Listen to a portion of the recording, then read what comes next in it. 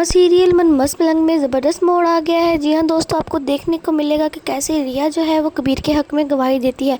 Next आगे जानने से पहले अगर आपने अभी तक हमारे चैनल को सब्सक्राइब नहीं किया तो कर लें। अगर आपको वीडियो अच्छी लगी है तो हमें कमेंट करके लाजमी बताएं। ड्रामा सीरियल मन मस्त मलंग में आप देखेंगे कि कैसे जो रिया है वो कबीर के हक़ में गवाही दे देती है। उसे कबीर की मोहब्बत पर यकीन आ चुका होता है और वो फैसला कर लेती है कि अब चाहे कुछ भी हो जाए वो कबीर के साथ ही रहेगी।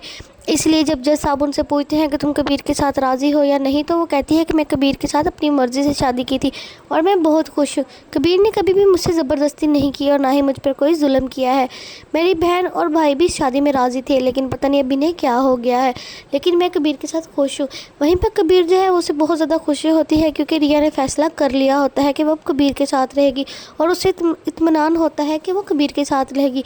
लेकिन उन दोनों का साथ एक दूसरे के इतना भी अभी पक्का नहीं हुआ। घर में उनके लिए एक और नई मुसीबत इंतज़ार कर रही है।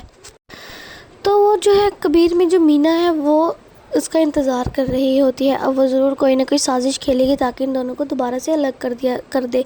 लेकिन कबीर पूरी कोशिश करेगा, वो रिया को कभी भी अपने से अलग नहीं होने देगा। वो रिया का हर चीज़ में साथ देगा, जैसे कि उसने उसे वादा किया था कि मैं मुबीन नहीं हूँ जो तुम्हें किसी भी हालत में अकेला छोड़ दूँ। मुझे तुम पर पूरा यकीन है और कोई तुम्हारे बारे में कुछ भी कहे तो मैं उसके साथ खड़ा रहूँगा तुम्हारे साथ, और किसी को कुछ कहने की इजाज़त नहीं दूँगा। और कबीर बिल्कुल ऐसा ही करता है। जब मीना और महाबीना उस पर इल्ज़ाम लगाएंगे तो वो रिया के साथ खड़ा होगा, जिस पर महाबीना बहुत ज़्यादा गुस्सा होगी कि उस माँ को छोड़कर अपनी बीवी का साथ दे रहा है। लेकिन कबीर जो है उसने रिया से वादा किया है तो वो पूरी तरह निभाएगा।